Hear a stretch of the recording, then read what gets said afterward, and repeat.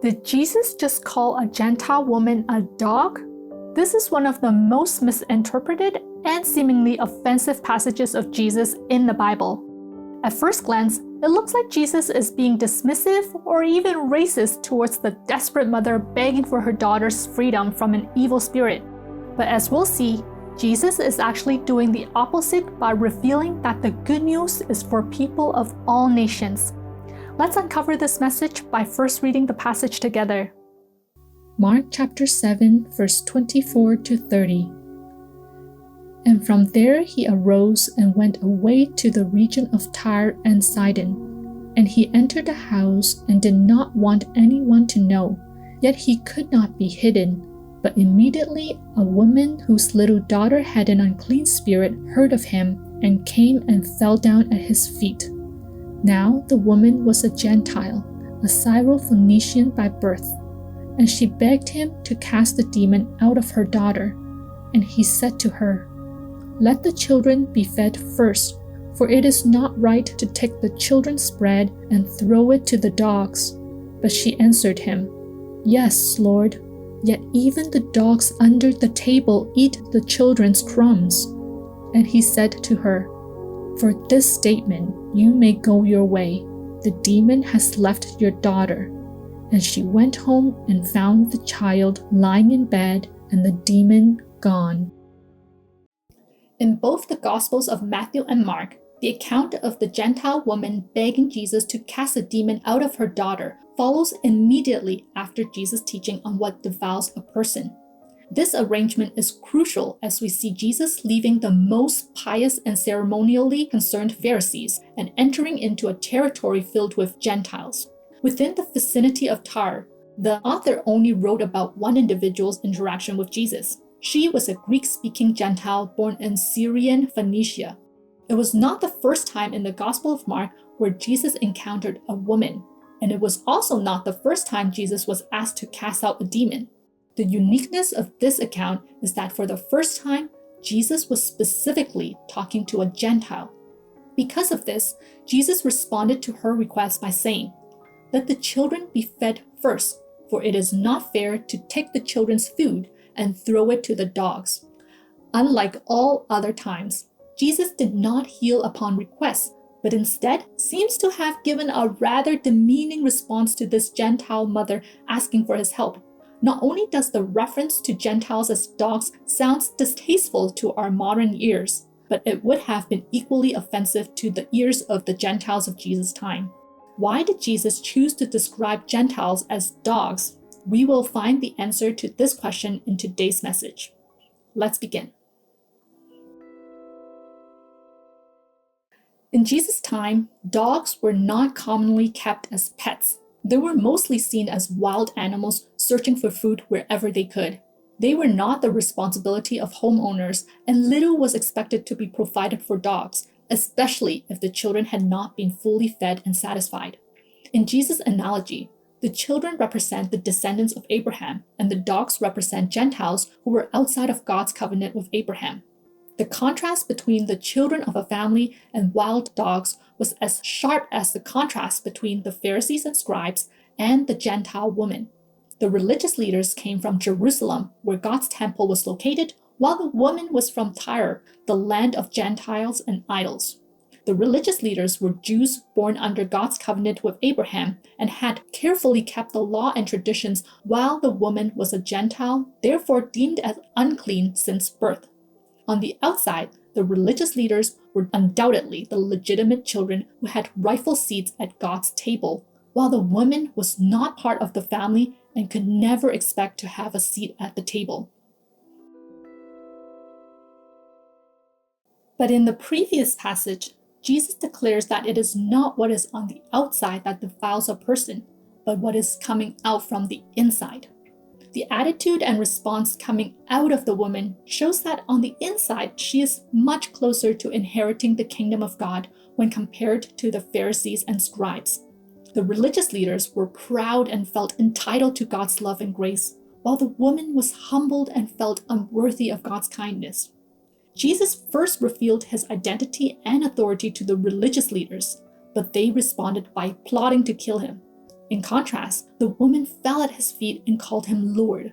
The Pharisees and scribes, in their sense of self-righteousness, did not see their need for Jesus and challenged Jesus again and again, while the woman realized her need for Jesus and decided to put her faith in him. Jesus clearly laid out the outward unworthiness of the Gentile woman by referencing Gentiles as dogs, but by doing this, he purposefully brought to light the inside of the woman, which was glowing with trust and faith in him. This Gentile woman was not the first person to exemplify this. The Gospel of Matthew listed 2 Gentile women, Rahab and Ruth, in Jesus' genealogy. They were both highlighted in the Old Testament as Gentiles who decided to put their faith in the God of Abraham. And because of their faith, they experienced God's salvation and became part of the people of God. They were signposts pointing to this Gentile woman who came face to face with Jesus. This seemingly controversial encounter is the climax, revealing it was always God's intention to bless all nations through Abraham's seed. Abraham was not chosen by God because of his superior Israelite or Jewish DNA. He was chosen because he had great faith in God. God initiated a covenant with humans through Abraham's faith, and now it is faith in Jesus, the seed of Abraham and the seed of God, that will fulfill God's original intent to be in an everlasting covenant with his people from all nations. Note that the author carefully made a clarification in the previous passage that Jesus declared all foods clean. The original Christian audience knew that God does not only accept believers who are Jews, but also people from every nation who receive the good news of Jesus, because God revealed this to Peter through a vision by instructing him to eat both clean and unclean animals. So the intentional side note that Jesus declared all foods clean is important because it confirms that the renewed covenant is not only for the descendants of Abraham, but for people of all nations. Both Jews and non-Jews must understand that without God taking the initiative to reach down and rebuild a relationship with us, we would all be like dogs, unworthy to have a seat at the Father's table. Only when we come to realize we are like undeserving dogs will we fall to our knees and reach out our hands to receive Jesus as our Lord. And in that same moment, we become children of God. At first, we might think that Jesus was rude and that he discriminated against Gentiles. But when we look at this account alongside the previous passage on defilement, then the picture completely shifts. Although Jesus used an analogy to describe Israelites and Jews as children and Gentiles as dogs, which contrasts the religious leaders' outer legitimacy against the Gentile woman's outer illegitimacy. But the prior passage reminds readers to look at the inside rather than the outside. When comparing the inside of the religious leaders and the Gentile woman, it becomes clear who was closer to inheriting the kingdom of God. When the woman gave Jesus a humble and trusting reply, Jesus immediately granted her a seat at the Father's table, and she was fully fed just like all the other children. Every single person in this world is prejudiced in how we see other people. We judge others by what they wear, we judge them by their ethnicity or their religious background, we judge them by how much money they make or what car they drive. We can quickly take in the outer information of a person, but it takes a lot more time and effort to get to know the inside of someone. Today's message reminds us that Jesus looks straight into our innermost being. While the world judges you based on your outer qualities, Jesus treasures who you are on the inside. He wants you to fully embrace his great love for you and to be assured that your faith in him makes you more precious than the richest or most notable people in the world because you are a child of God. And as Jesus followers, we must learn to be like Jesus in how we see other people. Learn to be slow to judge and to take more time to understand. When we do this, we will see others differently. When was the last time you were pleasantly surprised when you got to know a person better?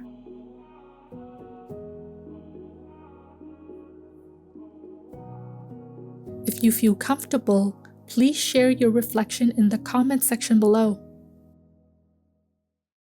Jesus didn't just see a Gentile or a dog in the woman. He saw a daughter of God, and he sees you in the exact same way when you trust in Jesus. If this message challenges the way you look at the people around you or even how you look at yourself, I want you to stay with me on this journey.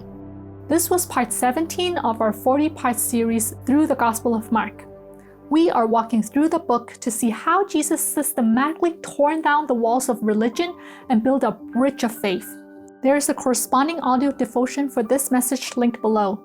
It will guide you to meditate and pray through today's message so that it moves from your head to your heart. If you found value in this teaching, please hit that like button. And don't forget to subscribe and ring the bell so you're notified the moment the next part drops. Thank you for studying the Word with me today. We'll see you in the next video. Emmanuel, and God bless.